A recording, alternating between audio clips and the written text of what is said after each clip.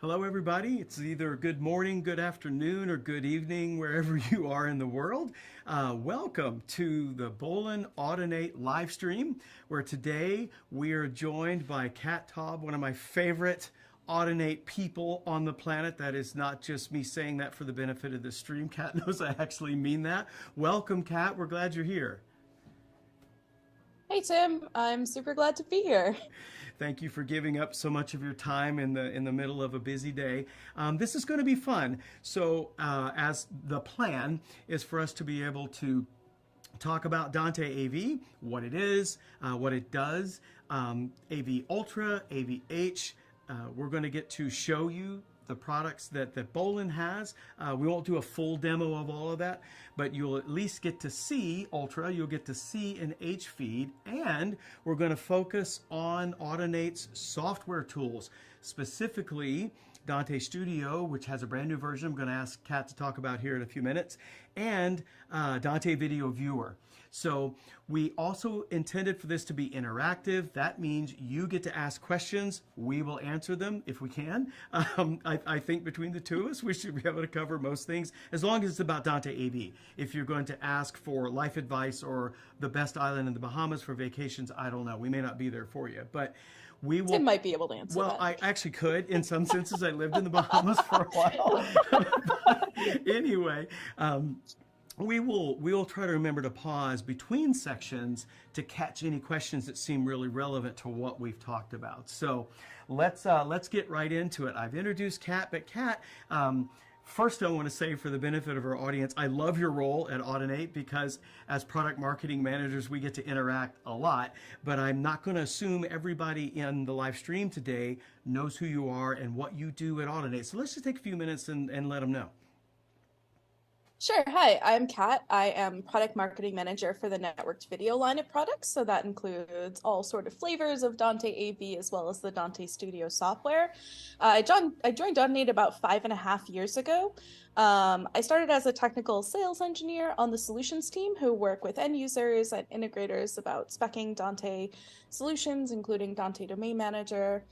And prior to that, I worked as a sort of like AV manager at a college, Berklee College of Music in Boston, where I live. Thank you, Kat. I love that you called the Berklee College of Music a college. It's pretty prestigious. Just a college.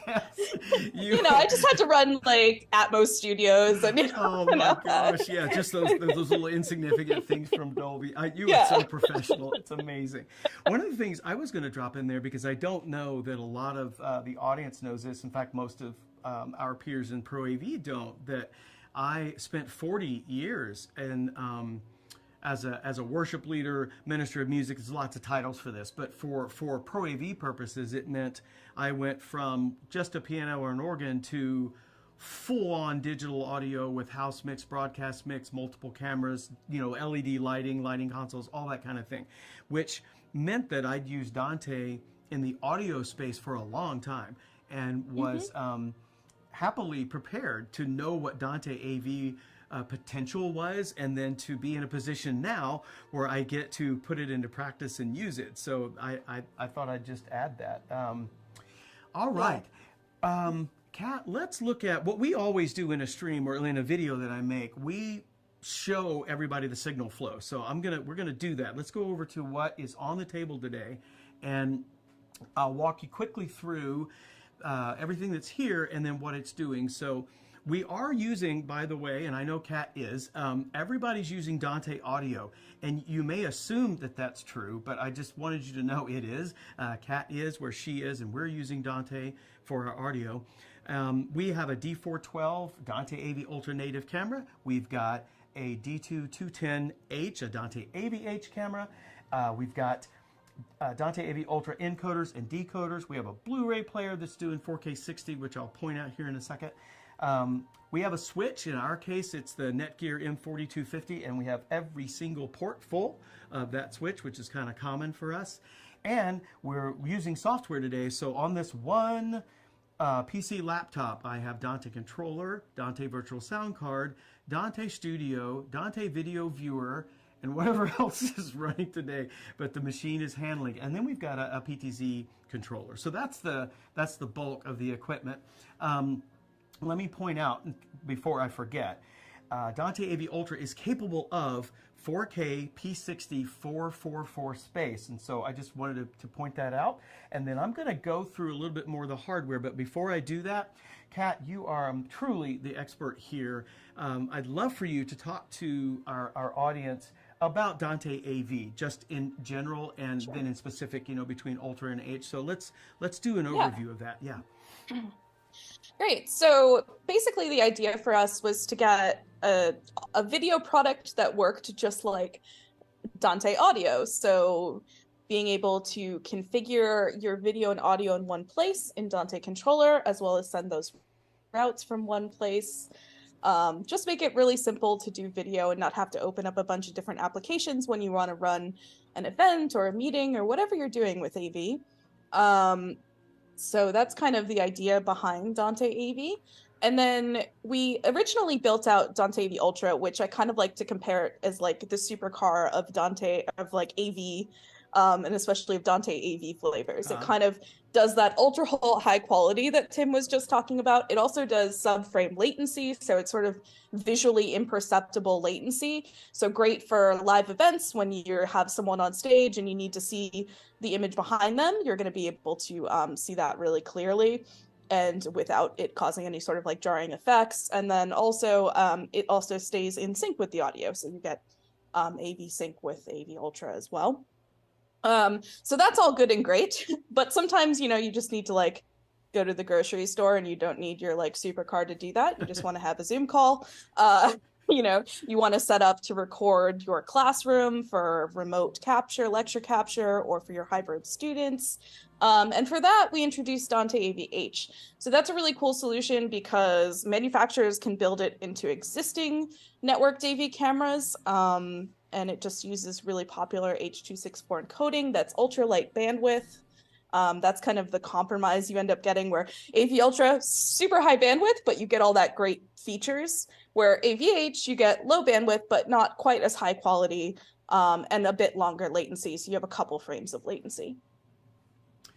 So good for streaming, yes. Good for conferencing. I'm not surprised at how well you do that, but it's just really fun to hear all in one place. When you and I are talking, it's usually about something really nuts and bolts specific, either in the hardware or the software. What a great overview. I love the part about the supercar versus the vehicle you may take to go to the grocery store or just, you know, around the block or something. And of course, everything you said is correct. Our role, Bolin's role as a manufacturer, was to be able to take all of this amazing software and hardware. And I also love the part when you mentioned that the goal of Dante AV, the V part, was to make the video as good as Dante audio was. And I think all of us know what an incredibly powerful solution Dante has been and has proven to be. In fact, my experience, Kat, and I don't get paid anything for saying this, but my experience is when we walk into a situation where they're interested in Dante AV, one of the main reasons, in fact, the most popular reason, is because Dante is so reliable and so good that they're sure video is going to match it. And part of our goal today is to let customers and potential buyers, systems integrators, just general audience members know that's true. It really is, from a software standpoint and a hardware standpoint. Kat mentioned Dante AV Ultra. She mentioned much more bandwidth, and it is, of course it is. It's a lot more than audio for sure.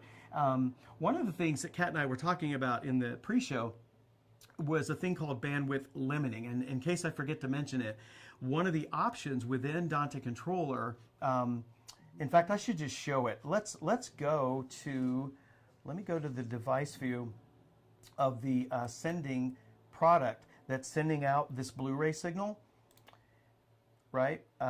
Transmit. Mm-hmm. Maybe and then you want to go to the... Yeah. Yep, I was in the right place to start with. I just didn't go to the video tab. Yeah. You should know this. It's just there in the video tab. You should know this. So this is live, people. Yeah. So And in fact, for those in the audience who have worked with Dante for years, you wouldn't know this either necessarily because the video tab is new.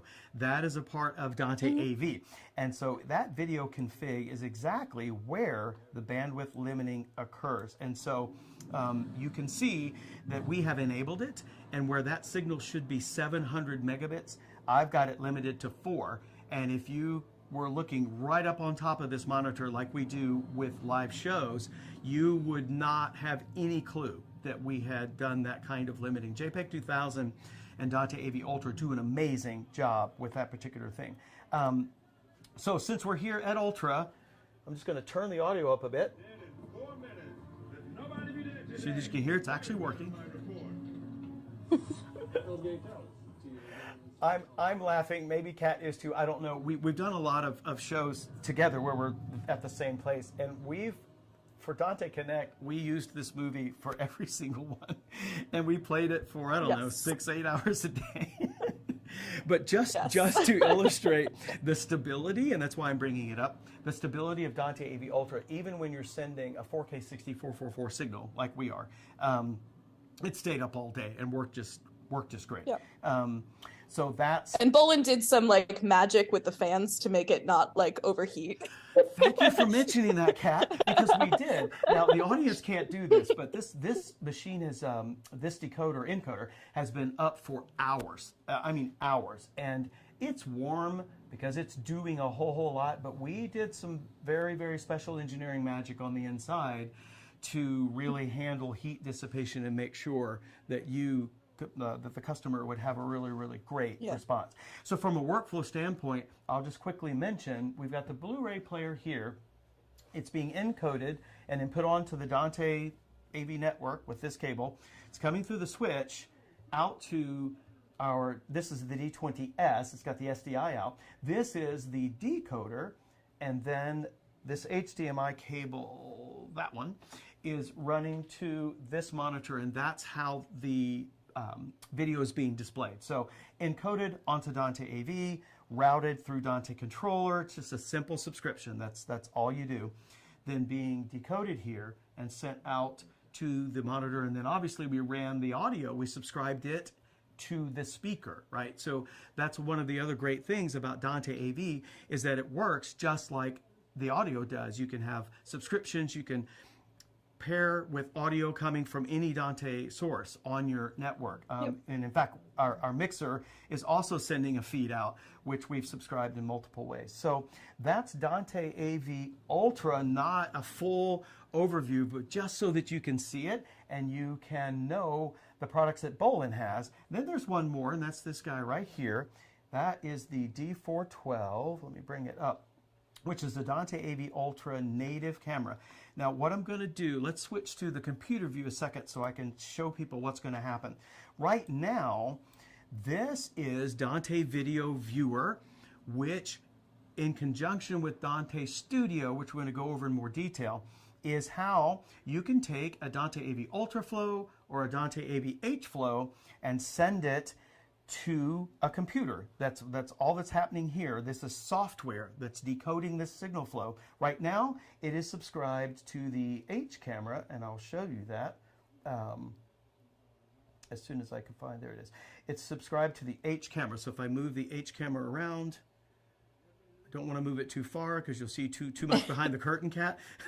You know, the Wizard I mean, of we're Oz already curtain. seeing our confidence monitors. Oh my gosh, yeah. So what I'm going to do now is come back to Dante Controller.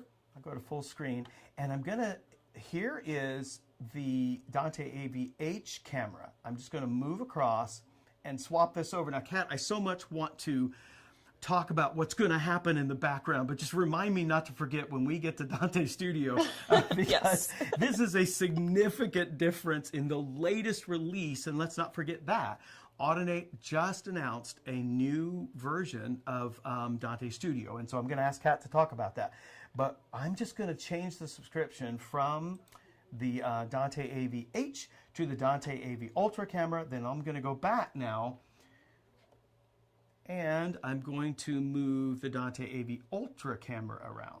Now that's a 4K camera coming through Dante through the network being interpreted, Kat, by software. I want to make sure folks know that's what's happening here. Dante Studio is taking this JPEG 2000 Ultra feed and sending it to Dante Video Viewer. So we're going to talk about that. Let me go back to H because that's what we'll come back to. And you'll see all I had to do to make that change is just change the subscription in Dante Controller. It's that easy. Kat, in just a second, I'm going to ask you to talk to us about Dante Studio, but before I do that, I also want to mention another behind-the-scenes piece that you and I talked about, but I want to be sure that our audience knows. We are also using BitFocus Companion and a Stream Deck, and those little guys are changing every single thing that you see. Now, I'm doing Dante Controller by hand. Kat's going to talk about how that works and how you can also do that using a Stream Deck, and I'll let her do that. Yeah. But for us, the BitFocus Companion Stream Deck workflow is also how we're switching pretty much everything we're doing today. So I just wanted to mention that, which will cue up, Kat. Let's talk about Audinate's new release. Let's talk about it. Yes, let's do it. Are we talking about Studio or are we talking about the BitFocus? Well, since we're on the Stream Deck BitFocus, since we're on the subject, let's do that. Let's stay on that. So earlier this year, we released GraphQL, so for Dante, which allows you, if you have Dante Domain Manager, basically what it allows you to do is make API calls to the Dante Domain Manager server, and then that can reach out to your devices and it can change their subscriptions. So BitFocus Companion actually allows you to change Dante subscriptions. So instead of having to use Dante Controller, you could set up a Stream Deck to change Dante subscriptions, which is pretty cool. Great if you want to set up really simple studios to use for like classrooms and, other sorts of places where you don't want people having to go into Dante Controller. Mm-hmm. The other great part about that managed API is if you're doing things like setting up conferencing spaces and that sort of thing, you can also select between different Dante sources, audio and video, using things like a Crestron control panel or an AMX control panel. Those are the two we have right now, but you could even write your own like web page version that you just kind of use with a tablet or something like that if you're a talented developer. Well, okay, so let's be sure that people didn't miss that. What I was doing by hand in Dante Controller, that's not hard, right? Mm-hmm. But what I just did can be, in a sense, automated through something as like a Stream Deck and BitFocus Companion because of the new public API, which is built into Dante Domain Manager, and that's version 1.5, right? Going from there forward, why that's important too is because that new version of Dante Domain Manager also now is fully qualified with Dante AV Ultra across multiple subnets, which I'm sure Kat would have gotten to. But boy, this is something we have been up against for a bit. And for our education customers especially, but not just them, any organization that has multiple subnets, houses of worship do, lots of them. Dante AV Ultra now with Dante Domain Manager fully qualified across multiple subnets. So we were all celebrating and popping the confetti cannons when that was worked out. So I wanted to mention that. So, and you mentioned Crestron and AMX, right? Yeah. Okay. Yeah, so we also have modules available on the website for both of those, so easy to build into your... the AMX one might not be done yet, but the Crestron one is definitely on there. Fantastic. The other thing I wanted to say was, in regards to multiple subnets, Dante AVH also supported, but it is just unicast flows, so... Yeah, since I wasn't, as we say in the South, double dog sure of that one, I just didn't mention it, so good job. No, it is. It's all good. Good job, because I know multicast with Dante AV Ultra works right through DDM across subnets. Well, it doesn't work. Multicast doesn't work across subnets. Got it. Okay, so it's unicast with both Ultra and H. Yep. That's important. But we're all excited about that. The option to now have third-party control and through DDM, which is a masterful piece of software anyway. I consider that kind of a keystone piece in the Audinate arsenal of software. DDM is just amazing. You spend a lot of time with it. Yes, that was my first job, was supporting that. Yeah, I'd say, it's definitely really cool, and I think like stay tuned over the next like 6 months or so for some announcements about other ways you could manage and control Dante too. So hey, so if DDM isn't what you need, we might have something else for you that does what we need. So you heard it yeah. here first, folks. I think anyway. And Yeah. I know. There might be some skeptical people in our audience, Kat, but what I can say, professional to professional, is that Audinate, and you in particular, but Audinate as a team have never told us something just so that we could hear something maybe we would want to hear. There is always something behind a statement like that. And it gives me confidence to know I'll see it. It may be a bit, but it's coming. You guys are really, really busy as software development teams, and all the moving pieces in Audinate. There's a lot going on. Yeah, I think we launched like 17 different things like last year. It's kind of crazy. Yeah. Okay. Well, let's hop to Dante Studio, because I want to be sure people get a chance to know about it. Now, Dante Studio is not brand new, right? It's been out in some version or another for what, more than a year. Yes. But there's been some significant changes in Dante Studio. Please tell us what those are. Yeah, so we consider basically Dante Studio 1.0 that was out prior to this year. The beginning of this year was kind of a beta release of Dante Studio, I would say. Launching this year, we launched Dante Studio 2.0, which introduced a subscription pricing model, new UI, support for Dante AVH. So that was really great to get out there.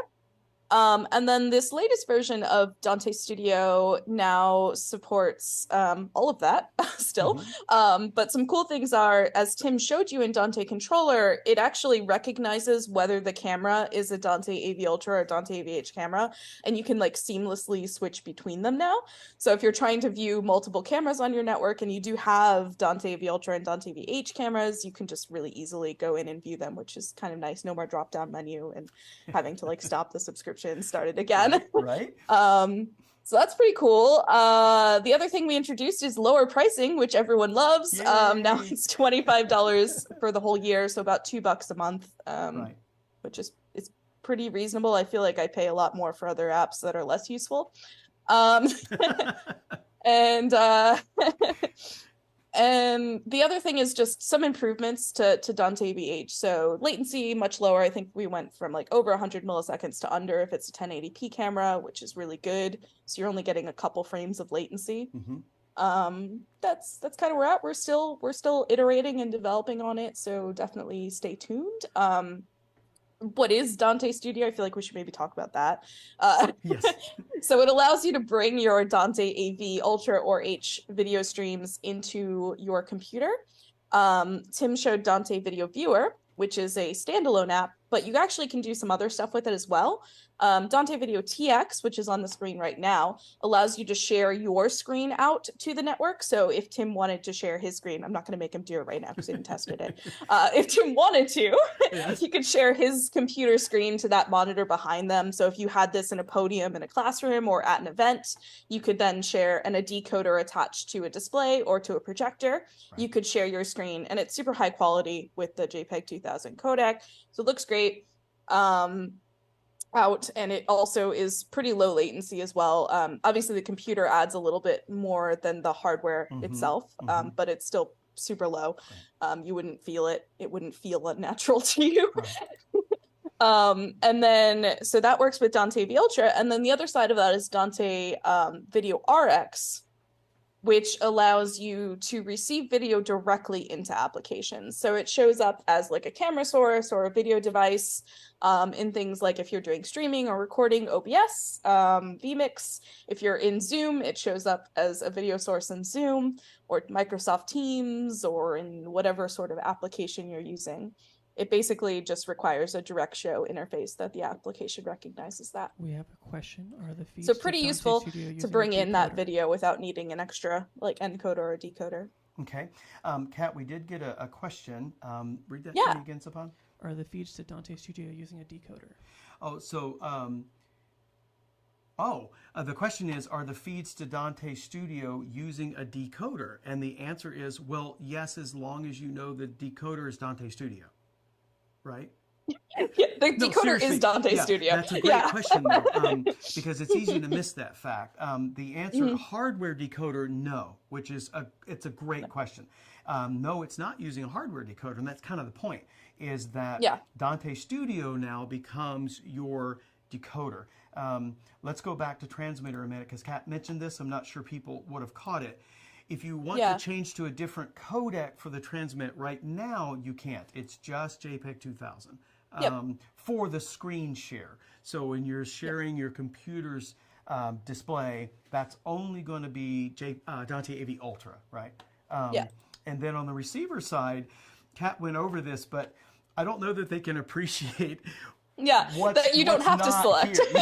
Over on the right-hand side where it just reads Video RX settings, there used to be settings there. And you would have to change Dante Studio to the flow you wanted, whether that was, JPEG Ultra or H. You would choose it here and then go back, and Kat mentioned this, unsubscribe and then resubscribe, and we all got used to it. It worked fine. It was early software. We all understood what was going on. But now, I'm just going to do it again. Right now, in Dante Controller, we have our D2210H. That was the little guy, the Dante AV H camera. And it is subscribed right here. Now, I just was too lazy to rename this, and I guess we should mention, in case people are new to Dante and Dante AV, you can name your device anything you want to. I just haven't changed this. We've got a couple of licenses. I think mine says like Cat's mic and Cat's headphone amp on my network. Very good. But right here we have the Dante AV H flow. Now, before version 2, I would have had to come back here. I probably would have unsubscribed. Then I would have come to Dante Studio. Over in this section, I would have chosen Ultra, right? And then gone back to Dante Controller and come over here to where my D412, my Ultra camera is. And just, let's see. I'm going to change where the camera's pointed so Kat, the people in our audience can actually tell that the camera they're going to see in a minute is not this one, right? It's not that one. Hey, we're always telling the truth, but it doesn't hurt to show it, right? Okay, I'm going to come over to here, and all I have to do now is click in the intersection of the HDMI output, the flow of the 412 right into Dante Studio. Dante Studio in the background will realize, oh, I got to change what I'm looking at, and here we are. There's the 412 now, which I will move around a bit. But it was as simple as that. This is a much, much bigger signal. Kat mentioned earlier, Dante AV Ultra is more bandwidth. But, and now the audience gets to see what I see. Anyway, this is Dante Studio being the decoder for us. And then all I have to do is just say, I want this flow instead of that flow. It is, Kat, this is just so much of an improvement. It's hard to overstate. I think we lost the video feed. That's not the Dante one. No. Oh, good point. Let's just make that clear. That might hurt a little bit, and it's true. We did not lose the Dante video flow. We lost the Sony. I think even though it's plugged into power, there's some kind of conjunction with the battery, which fortunately we have multiple ones of them, and they're all charged, so it'll just be a few seconds. But they can see you, which is great. Yeah, but really, I can talk more. from both a customer standpoint and speaking from a manufacturer standpoint, the improvements to Dante Studio are so significant that it is becoming something I really want to talk to customers about. And then finally, I do not want to forget my videos back for the benefit of the audience. I don't want to forget, because you mentioned this, but the improvements for Dante AV-H were also significant. Just the flow itself is much lower in latency. Not that it was horrible before, but you mentioned it's correct. It was above 100 milliseconds. It's like, I think we measured, 108 maybe or something. Anyway, With the latest update, that was reduced significantly. Yep. And to my eyes, Kat, it got a quality bump as well. And that was good news for every manufacturer, right? Yeah. Would you agree? Yeah. Yeah, for sure. I'd say what people are seeing is around about a 20 millisecond bump down, so 80 milliseconds for H streams now, which is pretty good. All right. About five frames. And that may remind, like, that's running into software as well. Correct. So. That's exactly right. It's lower if you're doing like decoder, encoder to decoder. Oh, certainly, yeah. And you mentioned, so let's bring it up again. In Dante AV Ultra, that is subframe latency. It is you can measure it, but it's not much at all. Let me square this camera up. It's just bothering me a little bit. Yeah, we typically say, the software might make it about a frame, but well, sure. And then you've got the network, and you have glass to glass. Well, the network's not. Yeah. But yeah, the encode to decode. We have a question. How to compare Dante AV to NDI? I think that's a fair and great question. You're going to have a slightly different answer than me, so I'll start with you, and then I'll go to me. Yeah. So I think that, you'd want to make the comparison like ultra to full bandwidth and H to HX. H to HX is going to be extremely similar. It's quite similar. It's using the same codec, which is the H.264/265. We're using H.264 right now. But basically, that's going to be extremely similar. What you're really getting there is the ability to manage it with the rest of your Dante ecosystem. So if you already have a Dante audio setup, now it's really easy for people to make changes to subscriptions, or if you have a really large system, to enroll it into Domain Manager and kind of utilize all of the tools that brings to your system. I think Ultra is not really comparable with NDI full bandwidth. It's kind of a different animal. It's certainly lower latency and a little bit better quality. They kind of came at it from the place, NDI came at it from the place as sort of like the TriCaster is the main thing, or you're doing like software to software, where we kind of started with the hardware with Dante AV Ultra. So it's a little bit more of like a hardware focused solution. I love that answer, Kat. I say it a lot. I figured maybe you heard it once or twice. So from my standpoint, full disclosure, I am a big NDI fan. I used Bird Dog P200s. We had 5-6 of them. But as Kat mentioned, I also owned 2 TriCasters, and we had what turned out to be a first-class network. Now, we did it on purpose, but we didn't build it with NDI in mind. Yeah, that's why I wanted to mention it. We didn't build it with NDI in mind because it didn't exist then. And I need to quickly say, neither did Dante AV, right? So we had Dante, but not Dante AV. So NDI was a great choice, but we are sort of a best case scenario. Now, that's not that NDI can't be great. I think it can. There are areas where it's been around a lot longer, a whole lot longer. It's been developed for a very, very long time. And yes, there are some conveniences, there are software tools, there are pieces of hardware just everywhere, Kat. You can get an NDI feed anywhere you want it to go. Yeah. However, full NDI, and I'm saying this from a customer standpoint, but also as a manufacturer, because of course we compare these things. I agree with you that the quality of full NDI is good until you're A/Bing it right next to Dante AV. And if you're doing that, then JPEG 2000, I think to my eyes, looks better. It comes at a bandwidth cost, yes. But I think... Yeah, it's a little bit more bandwidth. It certainly is. But I think the quality you're getting is great. And you mentioned 2 other things I want to also talk about. If Dante is the foundation for your audio, then working with Dante AV is a thing of beauty. For one, you're going to get the same PTP timing. And so lip sync is achievable. And once you've achieved it, it's rock solid to the subframe over multiple endpoints. That is just something NDI wasn't built to do, not to that degree. Now, we had a fairly good success with NDI and iMag and that sort of thing. However, we would have to tweak it quite often. Rarely mid mid experience, but once, yeah. Unfortunately, the TriCaster has some awesome tools for that, and you can adjust the latency on the fly. They definitely have that in mind. Yeah, and I had to teach volunteers to do it. Now, this is not a slam against NDI ever. I don't think you'll hear either one. I think of us it's say that. Yeah, also it's similar to mention this is specifically for Dante AV Ultra right now, as far as the lip sync stuff goes. Right, exactly. Thank you. Because the other thing you mentioned was the Dante AV-H and NDI HX are nearly the same thing, just not, it's a different ecosystem, right? So, but it's the same codec. Yeah, it's exactly a different package. And yes, you can flip Dante audio channels in and out of NDI. You can do that.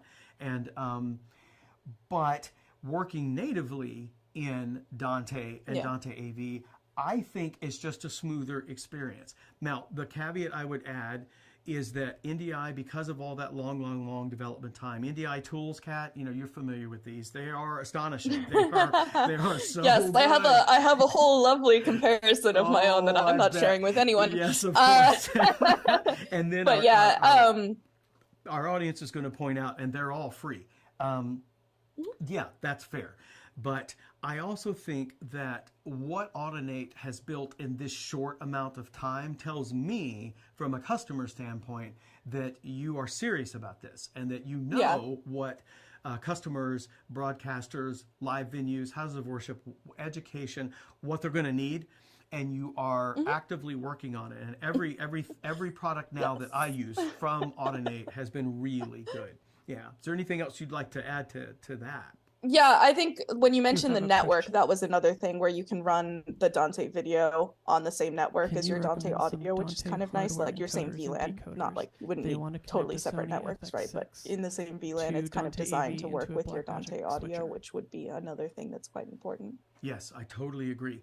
My wonderful colleague, by the way, who the audience can't see, is also talking to me right here, and he says this is a really good question, and we do have a section reserved, at least a few minutes reserved here for Q&A, which we're almost at, frankly, but I want to go ahead and get to this one. If I understood the question right, and he'll correct me if I didn't, the question was, can we recommend, and I don't know if it was to me or Kat, can we recommend hardware Dante AV decoders they want to, or encoders, decoders, they want to connect to a Sony FX, which one was it? Sony FX6. Thank you. To a Sony FX6. I don't have that camera memorized, but I would say that if you have either an SDI out or an HDMI out, then there are lots and lots of options. Well, lots and lots. There's three, and they're all available for you to learn about at Audinate's website. Obviously, I am Tim Godby at Bolin Technology, so I'm going to tell you, we make I would say check out audinate.com/get Dante AV. You can see all of the encoder and decoder options for AV Ultra, right. And there is an SDI one, but we shouldn't talk about it. Well, we obviously know who our competition is, and we're ecstatic to have them. By the way, in case anybody in the audience is curious, Kat knows this. We're happy to have other people in the Dante AV space, because it means many things. One, it means this is a thing. This is something that major manufacturers like us, and like the ones you'll learn about at audinate.com/get Dante AV, that's a good thing. It's a good thing for everybody. We make excellent equipment, and if SDI out is your only feed, then many of our customers just convert that to HDMI. You're going to add a little tiny bit of latency, but it's not bad. We have, I know, about 9 or 11 units, encoders in one facility. That's what they do.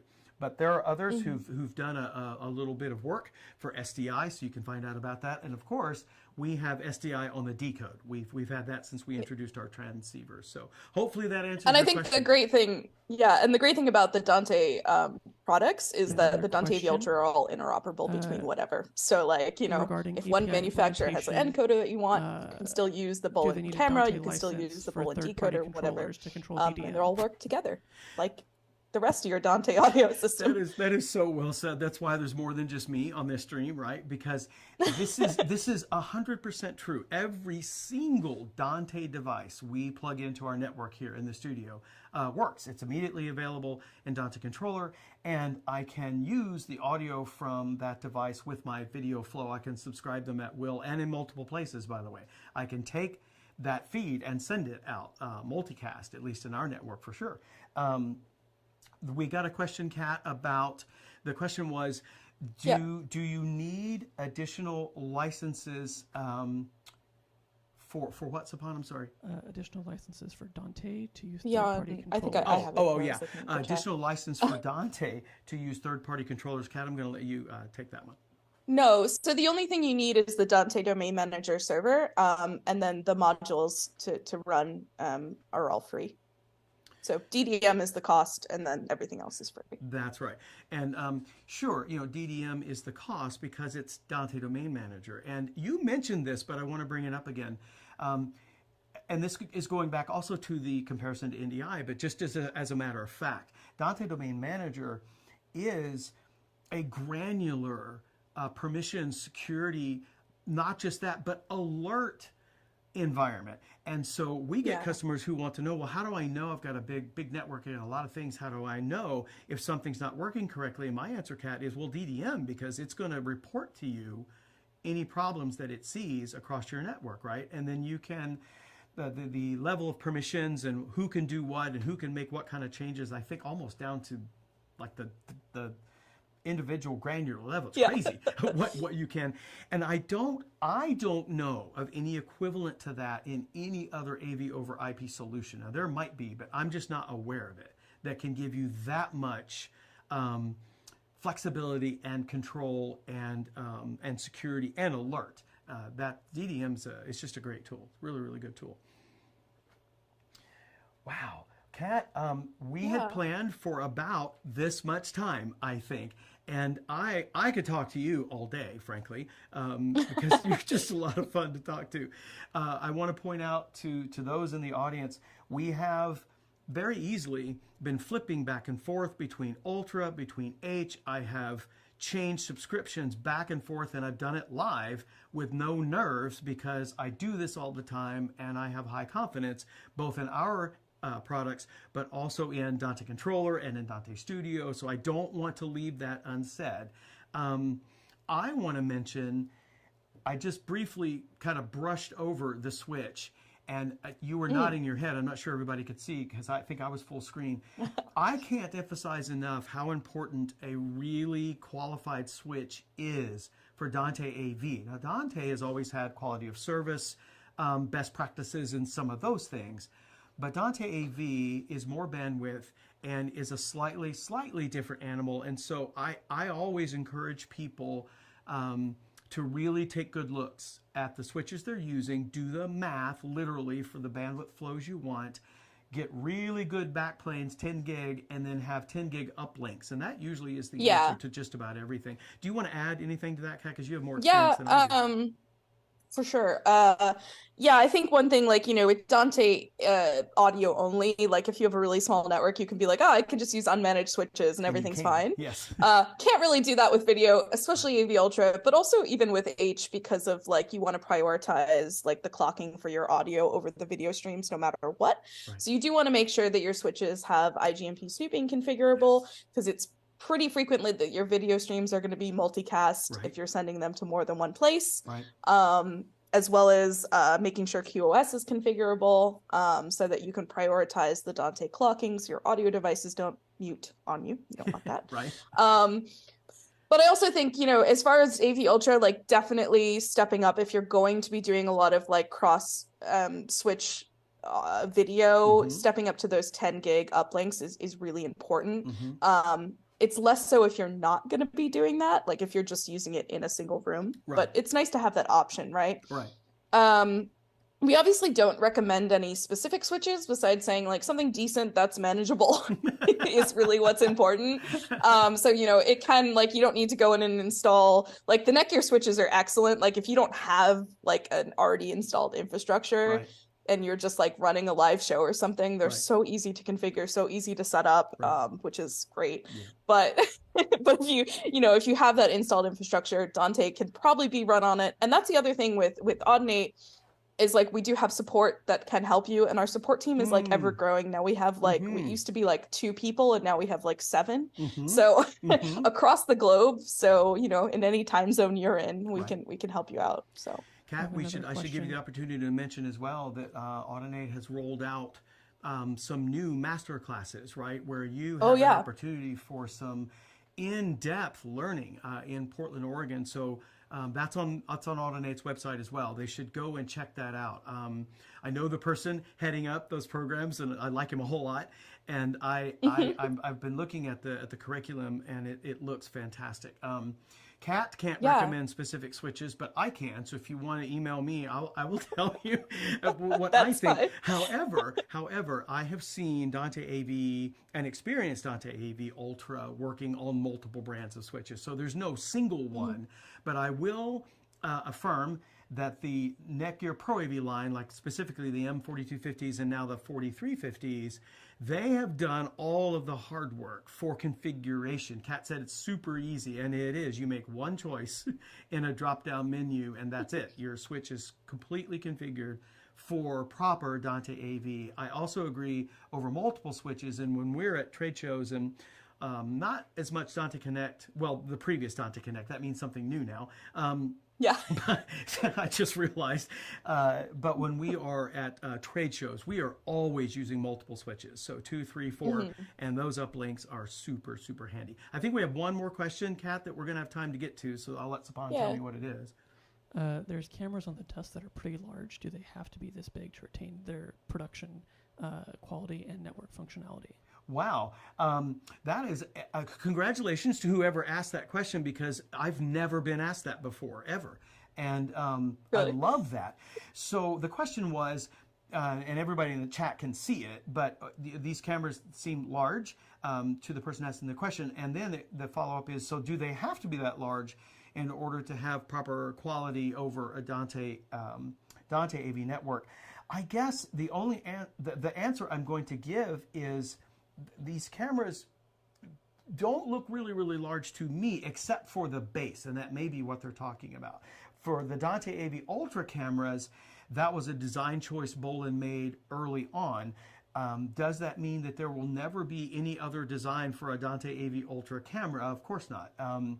And for example, now we've got Dante AV H over here. This is a little tiny guy. I don't have a ruler to to set beside it, but this is a pretty small form factor. Kat's had several of these in her hands, and they're just not that large. So I guess my answer is, for the proper image block size we wanted, 4K in this case, and all of the other things that the PTZ part, the pan tilt zoom motors do, we chose that form factor, but it doesn't always have to look exactly this way or be exactly this size. It's kind of a non-answer, but I would say, well, yes, sort of. They needed to be that size for what we needed to do. Right? Yeah. I'd say, some things are getting smaller. You might see if you're coming to IBC, we have some encoders and decoders for Ultra that are gotten down to about this big, as opposed to about that big.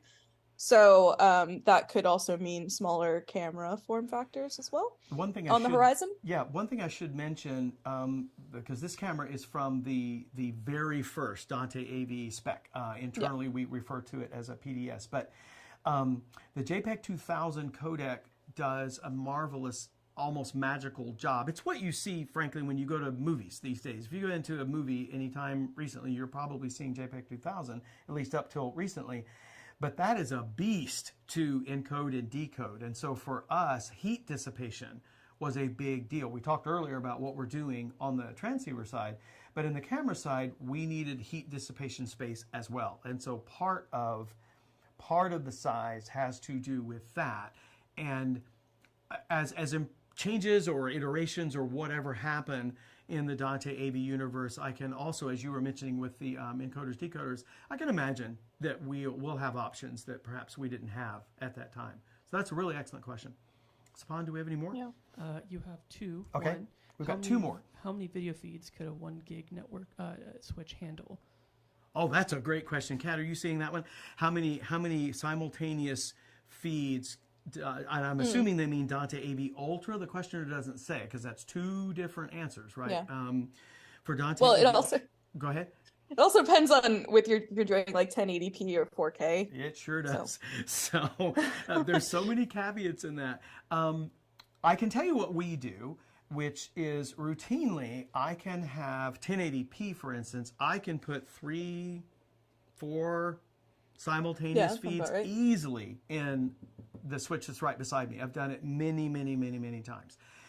When you get up to 4K, it would depend. If you bandwidth limit it, like we did, down to 400, 500 megs, then you can probably do, well, 2 for sure, and then 3, it would depend on whatever else was going through the switch, right? But these managed switches have a unique superpower, especially when IGMP packet snooping is doing its thing, where you can get away with more than perhaps you should, because the switches are going to be smart about what they need to listen to and what gets cast, across to the network. So there's just so many factors in there. When it's Dante AV, I don't know what, Kat, 10. You could 10. send you could fill up the switch with Dante AVH. No kidding. I don't know. Yeah, the other thing is to remember that this would be like if you're sending it over the trunk link. So if you're containing things to like a single switch, as many as ports as you have, whatever, you might run into issues with like IGMP getting overloaded. Right.